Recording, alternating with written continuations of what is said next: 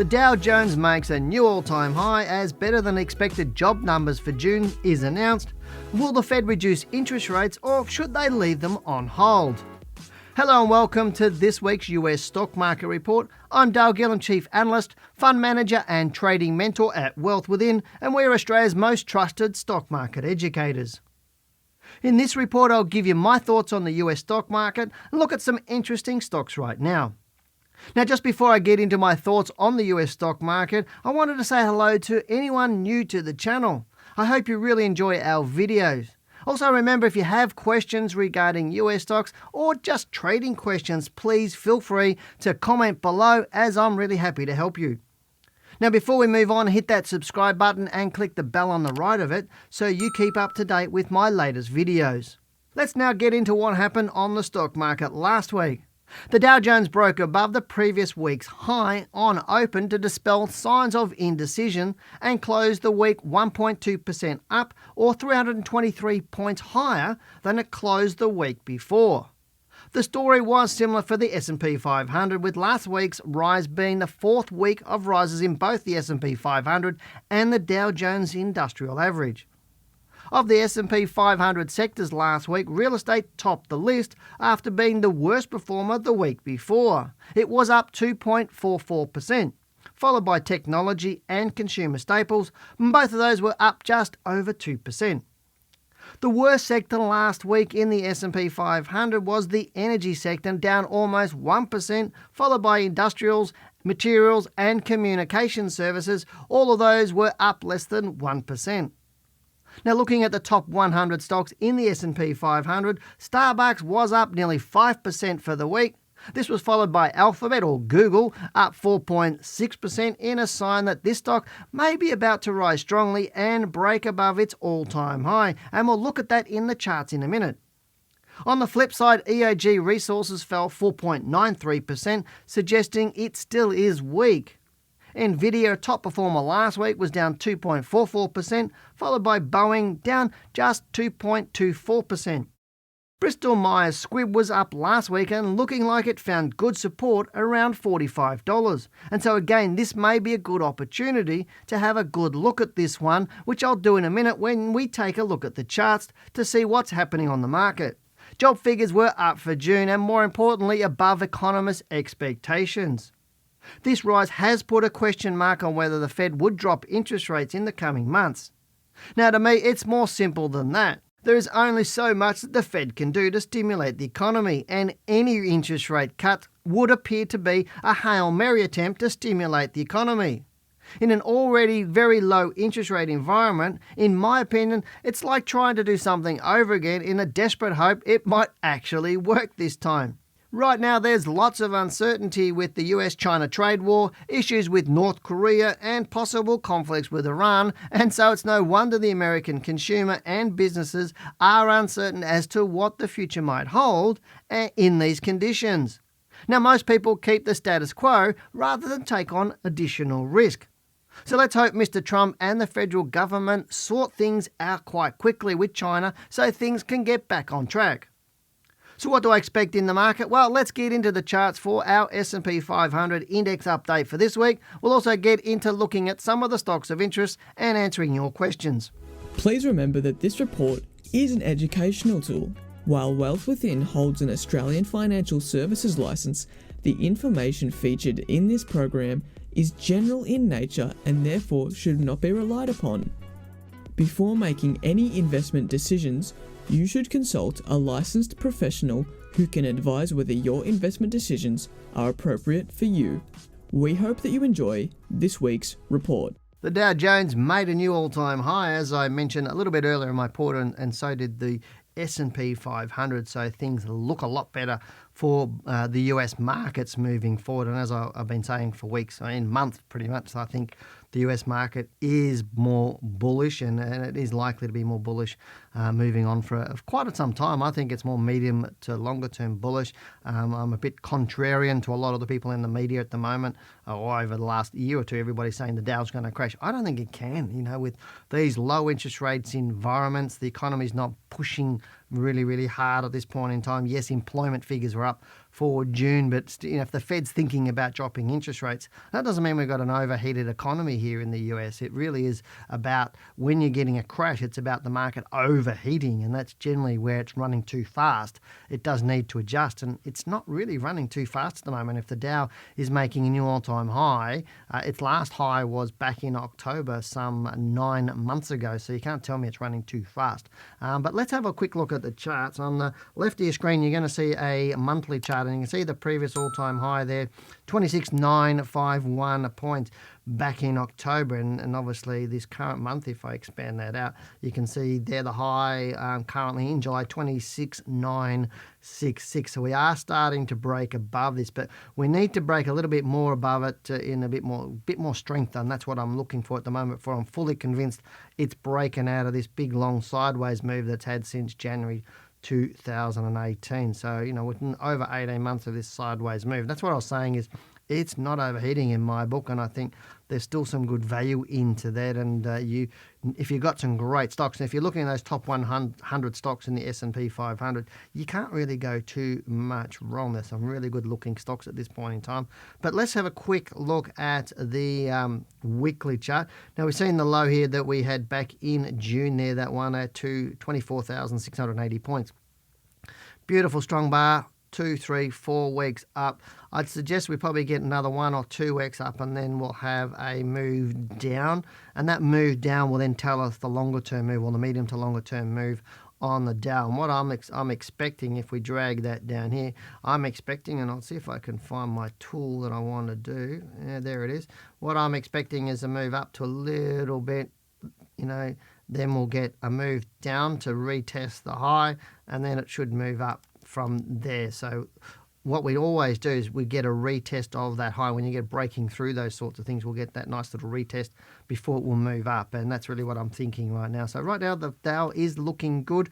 There are some great looking stocks. So let's get into, I've got a question for this week, and then I'll get into looking at some of the stocks that we talked about in my report. Now the first question I've got is from the Wealth Tree. It says, "Hi Dow, I think it is probably still too early, but is THO looking at a reversal to the uptrend in the short term? Cheers." Now, what he's looking at there for Thor Industries really is, has it stopped falling, and is it about to start to move up again? And we can look here at the monthly chart first. You can see how bearish it was. We don't have a lot of data on this stock. It goes right back to that 2000 and, what's that? Here we go. Hang on. Sorry, I tell a lie. We do have a lot of data. I was just reading it wrong. Sorry about that. It has moved right down from this high back in January 2018. Big, very bearish move actually.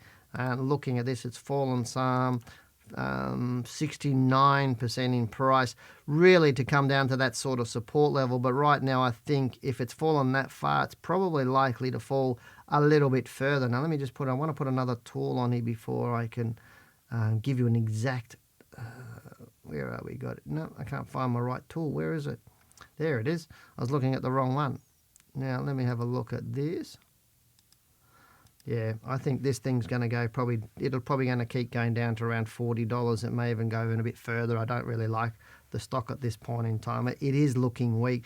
It's not showing me any signs of support, so I don't really have any good news for it. This sort of move up at this point in time, and this sort of little dead cat bounce could be just a bit of an easing of the selling on this to allow price to drift up before the big sellers come back in again, pushing it lower. That said, I'm prepared to be wrong on this, and if it does move up, it would need to get through this level through here, 71.66, before I'd get even mildly excited about that. So once it broke through there, then I'd have a look at it in terms of being more excited about putting it into a portfolio or buying it. Right now, if I owned it, I would be looking at not owning it. And if I didn't own it, I'd be watching to see if it got through those levels and stay out of it until after that level. It really is, as I said, a lot of people will actually get into stocks really, really early, and they'll go, "Hey, it's moving up," but you're seeing there's 23%, and they're between now and then, and people go, "Well, I lose 23% of my possible profit." I don't look at things like that. I look at it the opposite ways. I'd rather let that 23% go, and then buy in once it breaks through that level and shows me some strength, because there's tons of upside. Because quite often or not, people will get in into a stock and then see it fall over. So that 23% wasn't even a reality anyway. It's about trading on confirmation, not speculation, knowing that the market is moving up and moving up strongly, and you've got some solid rules around that. But right now I'd be staying out of this stock because I think, as I said, it's a bit more, to me, in my mind, more probability it will fall away. Let's get into some of the other stocks that we talked about in the report. Now, this one is Starbucks. Remember, it was the week's biggest winner. Have a look at that massive, massive move up last week. As you can see, last week's bar there. Big move, $3.86 move, closing at 87.79. Beautiful move up. We've had 1, 2, 3, 4, 5 bars up. Beautiful trend moving up. But how long can it go at that sort of speed? I know Starbucks is in the news at the moment by asking some police officers to leave one of their stores because customers were a bit nervous having police there. Geez, I'd be excited having police in a store. That means I'm pretty safe if the police are there.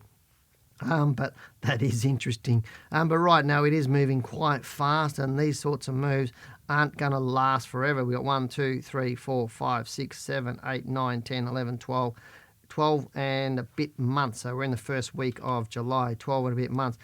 Go and look at Starbucks here. If we go backwards in time, see where it's risen 12 months without falling away at any sort of stage. And you can see a couple of times we might be close here. 1, 2, 3, 4, 5, 6, 7, 8, 9, 10, 11, 12, 13, 14 months.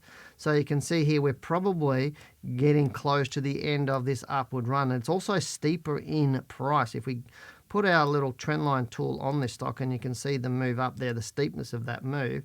If I grab this trend line, if I can grab it somewhere, there we go. You can see how it's pretty much steeper than that move. It's steeper than that move, and it's very steep, a lot steeper than that move. And when it goes up that fast with that kind of momentum, it's going to run out of steam. And I think, would I buy this stock right now? Absolutely not. I'd be staying right out of it. If I owned it, would I be staying with it? Yes, I would be staying with it until it starts to tell me it's going to start to fall away. So basically make hay while the sun shines and get out when it starts to rain. And right now it's not raining. It's looking pretty good. Google was one of the other ones that did really well, or Alphabet here is looking quite well. I'm not sure why the data's not all there. I'll try and download it again while I'm chatting to you about it all. But Google is looking a little bit better. This is a nice sign for me, and I think Google does look like, here it is, it's all there. Does look like it's going to break through this level here at this point in time. That's a nice strong sign that I'm seeing here on the bottom there of that weekly chart. And I'm also seeing some good signs here from the monthly chart. Obviously, the previous all-time high there back in July 2018, it broke through it here just in April this year, but quickly reversed. But it hasn't gone down below this sort of level here, that $977. If it didn't break it moving down through this level here or through last month, then that suggests it's just paused a little bit before its rise starts to continue. So I do like Google at this point in time. I do like a lot of the FANG stocks, actually. I like, the Facebook, Netflix also like as well. I think the FANG stocks, and I've been saying it for a few months, the FANG stocks look good after most of them were bearish for quite some time. This one, EOG Resources, I don't necessarily like this one. I think, it's been a little bit bearish since October last year. It's fallen away. It doesn't look super, super strong to me. We've had this nice big fall down here around 39%. I don't think it's going to hold up. I think we're going to break below that, and it's going to start a more bigger move down. If we look here, back in past moves down, you can see how big this move was. That was 68.94%. So I think we're probably looking at something like that again, a nice move down, probably down into this sort of $60 range. It may even break below that, but at this point in time, it's more bearish. So stay out of that stock, even though, it has fallen a little bit. It doesn't mean it's going to push up again, if that makes sense. Nvidia, that's been in the news a lot lately. A lot of these sort of chip manufacturers have been in the news a bit lately because they've obviously been in the top rises and top fallers over the last couple of months a few times. At this point in time, it does look a little bit better, but last week was interesting because it really gapped up high, closing down below the last week's low. And if we look at that, that's a really strange sort of move that it's actually made. We're talking about an 8.63% bar, but it closed slightly lower. If it only has 1 week down here and we start to see it move up again, I think that's a nice strong move. And if we do that, if I use my little tool again, my little trend arrow tool, wherever it is, if we get something like this, down sort of this sort of area and then a move up, then I think that's a nice move. And if it does do that and it breaks above that 170 or so that 173 $173 level, then I think this would be a nice stock to buy and stick into your portfolio. But it is one to watch right now rather than get into it. Don't jump too early because you could be jumping onto something that's falling away, and that's where I want to see the selling pressure on it to see how strong it is. Moving right along, we're going to be going into Bristol-Myers Squibb. It's one I talked about last week as being really a performer that had been pretty hard hit since back there on that monthly chart back in July 2016, fallen quite heavily, as you can see here. But I thought it may be starting to find some support. And if we look here, and you can see the big move down 42.56%. But what's interesting to me is on this weekly chart, we're seeing 44.30 low there, 44.54. We're seeing a low at 44.86, and this one here, 44. If I come on, you bring it to me, 44.54 again. So if I bring that up again, you'll see how it's finding some really good support there, right on that sort of level there, and it's starting to look nice. Now it's still too early for this stock to get super excited about it, but this move is starting to say to me that it could be starting to move up. We'll start seeing some green bars, and if it gets through this sort of level, that $49, $50 mark, and moves up, it could be a nice one to put into your portfolio. So keep watching it. Don't jump early. That's the question. That's the statement I'm saying here. Don't jump early. Wait for it to move up, and then get your rules in, set your stop losses out, and making sure you're trading with confidence and you're trading on confirmation, not on guesswork or speculation, that I like to call it. But that's it for me for this week. For now, good luck, good trading. Talk to you next week. Bye-bye.